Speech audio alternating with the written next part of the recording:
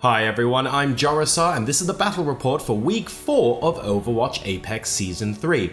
We start off with MVP Space taking on LW Blue, where the winner will stay undefeated in their group. We move on after that to Mighty AOD fighting an uphill struggle against Lunatic-Hai. Then we have Conbox Spirit taking on Flash Lux, who have yet to win a map this season so far. Finally, we have EnVyUs fighting against Rhino Gaming Wings. Let's see how they got on. We start with MVP Space, who faced LW Blue. In a constant seesaw round, both teams fought hard over the Sanctum point on Nepal. We saw Sabiolbi ensure LW Blue built up a decent control percentage with a standout triple kill as Tracer, but MVP Space too found their chances to control and defend successfully. The round could have gone either way, but Pine, who had been shut down earlier as Soldier, made the swap over to Genji and closed round 1 with a triple kill Dragon Blade. On Village, both teams opted for a pharmacy composition in a true mirror match that saw them even barrage each other at one point.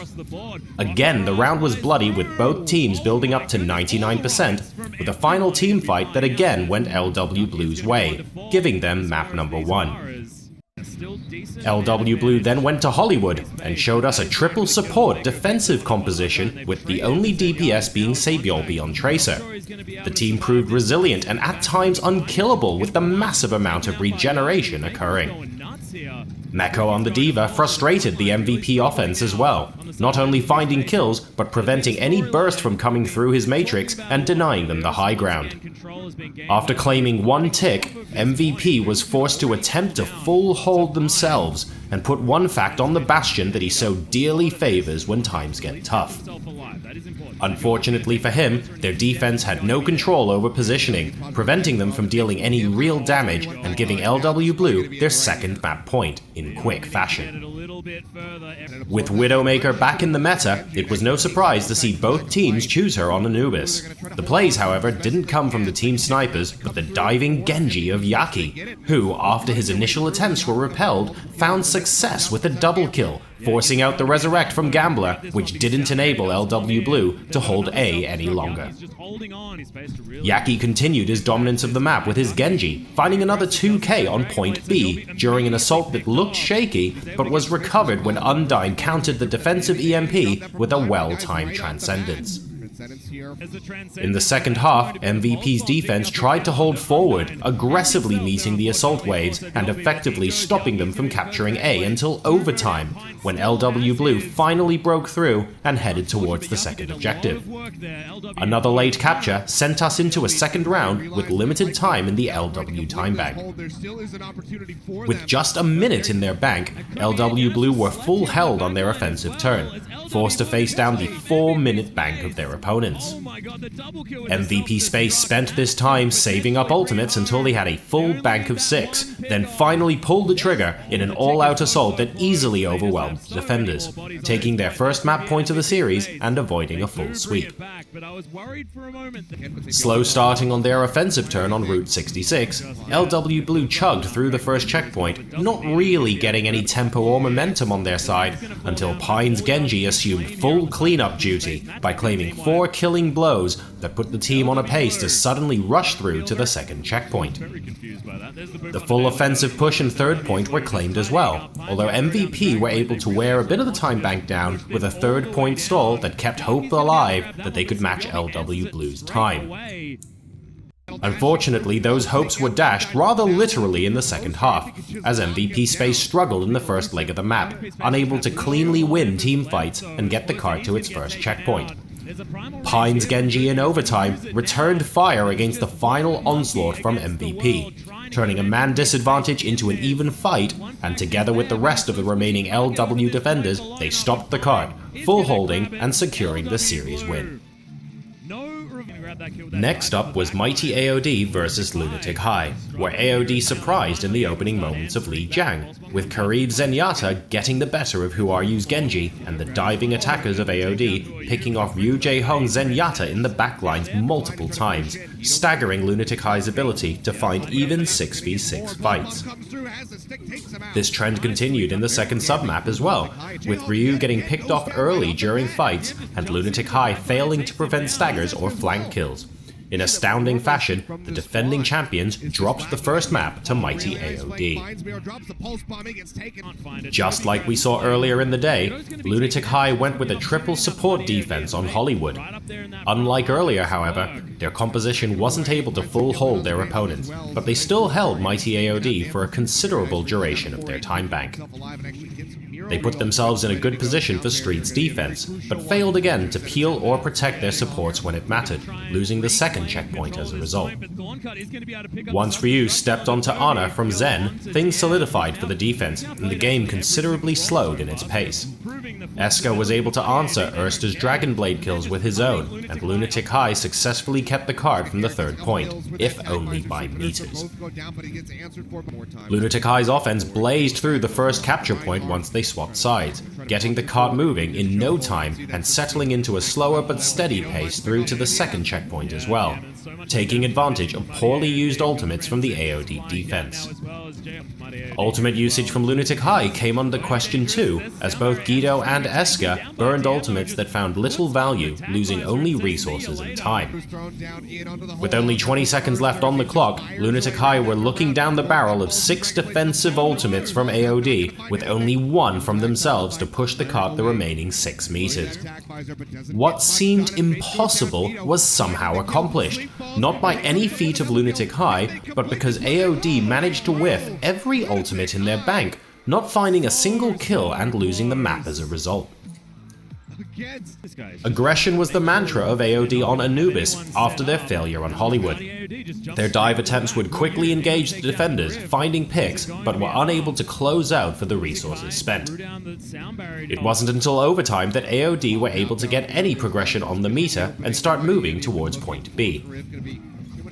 Mighty's ineffective ults kept them from cleanly clearing off point B during pushes, with Ryu Jae-hong's hack on Ersta's Dragon Blade being the final defuse that left mighty AOD with only a single tick of progress to show for their efforts. Moving forward to Lunatic-Hai's own offense, the duo of Eska and EnVyUs worked in tandem, supporting each other and diving together, while Ryu Jae-hong, back on Zenyatta, also denied a flank from AOD's defending Tracer. With point A claimed, there was now a clear chance for Lunatic-Hai to take the map, which came through on the unlikely damage from Eska's Reaper pick, chewing through the Primal Rage, which would have otherwise stalled their point B capture. A straightforward first phase assault from Lunatic-Hai saw them through on Route 66 to the Streets phase that was only stopped due to Ersta's Nanoblade earning a clean 3k, saving the second checkpoint from being steamrolled. The offense earned the second checkpoint in overtime thanks to a double kill from Guido, but the damage was done. With such little time remaining in their bank, even heroics from EnVyUs in the closing meters, landing a triple blade kill, weren't enough to prevent mighty AOD from denying Lunatic-Hai the full 3 points. Throughout the series, DM's soldier play for mighty AOD had been a constant thorn in EnVyUs Genji's side, almost as if DM was directly assigned to frustrate and focus down the DPS star. Whether by design or luck, during a flurry of offensive kills, DM found the Genji from long range with a perfect Helix rocket, all while the cart moved through to the first gateway. DM's impact was felt again throughout Streets, landing a 2k tactical visor, keeping himself in the fight, and fragging the dive players from Lunatic-Hai that had attempted to pick him off. The difference between the teams never felt smaller, as AOD looked to stay alive in the series, but the DPS combo of Eska and EnVyUs made sure to show that AOD was still out of reach of their level of play, ending the round short of the destination with a double kill each, securing the third map point for Lunatic-Hai and ending the series 3-1, despite some questions being raised about Lunatic-Hai's ability to defend Ryu when he isn't on Ana. We now go to Conbox Spirit, who take on Flash Lux. Flash Lux entered the series still trying to win their first map of Season 3 of Apex. They got off to a good start by capturing the point first and battling back and forth to reclaim control. But Asher's Tracer made the difference, and coupled with Architect's Genji, put Conbox on top by the end of the first round. With momentum now on their side, Conbox Spirit went on to capture the second point first as well. this time pushing control to the point where it looked like FlashLux wouldn't be able to contest the round. In dire moments, Wiso on the Diva and Veil on the Tracer both landed double kills with their ultimates. The damage was too much for FlashLux to recover from, however, unable to maintain the point against Asher's vengeful 2k Pulse Bomb after a display of patient Tracer play, ending map 1 and giving Conbox an early lead. In a mediocre display from FlashLux, they couldn't optimize their bank of 6 ultimates in the first half of King's Road to make a dent in the Conbox defense. Their offense was completely shut out by Architect Genji in the closing moment of a half that mercifully ended quickly. Insult to injury was added when Conbox started their own offensive round with an unorthodox composition consisting of Zenyatta, Pharah, Widow, Orisa, and Soldier. Architect, rocking the Pharah, was the main catalyst that ended in a steamroll of A, closing out a map that FlashLux would have to shake off immediately if they wanted to stay in the series. Unwilling to give up, FlashLux rallied on Hanamura offense to quickly take position on A and deny any reinforcements from taking root in an attempt to subvert the capture. The Torbjorn defense had failed, and Conbox were forced to swap up fast to prevent a quick snowball. Once stabilized, Conbox defense seemed unbreakable, finding picks and locking FlashLux out from building up any control percentage. With the point B full hold complete, the scene was set for a full sweep. Despite a better showing on Hanamura than previous maps, FlashLux were unable to mount any defense for point A, giving it up in pretty quick time and with little investment from Conbox. Staggered kills only hurt the defensive position on point B even more, and with man advantage and a very fast conversion onto the second point, the 33% needed was quickly captured, ending the match 3-0 to Conbox. Our final match this week was EnVyUs, who took on Rhinos Gaming Wings. RG Wings took control of the first Nepal round early on Shrine, but EnVyUs would not be deterred. Effect on the Tracer picked up where he left off in his previous series, finding 3 killing blows during the team fight after the EnVyUs roster had taken control, further putting his team ahead and locking out the first round. EnVyUs also continued to take the first capture on Village, and Taimu's Pharah surprised with some excellent projectile DPS, landing direct rockets in succession. Envy, the player, kept Rhinos Gaming from getting shut out with his excellent soldier play that not only kept Taimu from running wild, but was instrumental during the final team fight hold, with a 2k tactical visor evening up the scoreboard. Sanctum was the final map, and Mickey's Orisa made a well-anticipated appearance. No environmental multi-kills were to be seen with his hold, but his ability to tear through the enemy Rhine's shield and pull him off the point spoiled RG's pushes. got his revenge against EnVyUs with a massive Earth Shatter comboed with his team, but once Rhinos lost control of the choke point, Envy retook and closed the round out, winning 2-1. Envy Zarya for Rhinos Gaming on the King's Row offense built charge quickly and pushed in with his team at full energy to take A swiftly. They looked to be flying through streets as well before Effect's assassinating pulse bombs made them slow down and regroup. From there it was all about EnVyUs' defense, turning fights against odds and actually pulling the cart back to nearly halfway through streets to end the half. Unable to counter the momentum EnVyUs had developed, Point A fell fast against a Wings defense that couldn't even regroup to contest the point. Effects Tracer again shone bright on EnVyUs. Although he wasn't particularly lethal, his playstyle as the flanker completely forced RG to shift their priorities and positioning, allowing for the rest of the roster to break through the front line and take the placemaker and second map point. EnVyUs' defense on Volskaya highlighted the power of a defensive Sombra, with Chips earning and using 3 EMPs over the course of what looked like a definitive full hold.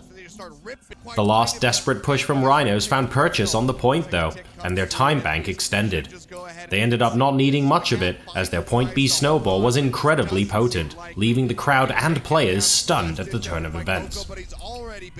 EnVyUs returned fire on their offensive turn, taking A quickly, but their snowball attempt didn't end the round there and then.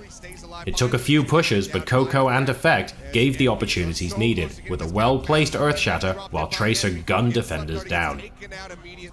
With a second round forced, EnVyUs again went on the defense first, this time earning the full hold on A that they thought they had the first time. On their own offensive turn, with more time than RG had left in the bank, they were able to take advantage of the Rhinos members being stacked in a small room, firing in on the trapped defenders, capturing the point after finding the required kills and concluding the second 3-0 sweep of the week. So this week's game saw Lunatic-Hai through to the next stage 3-0 in the groups, with Flash Luck still looking for their first map win of the tournament. If you've liked the video, please go ahead and subscribe by clicking here, and don't forget you can watch the next video by clicking here. Thanks for your likes and comments in the meantime, and don't forget to share. I'll see you next week.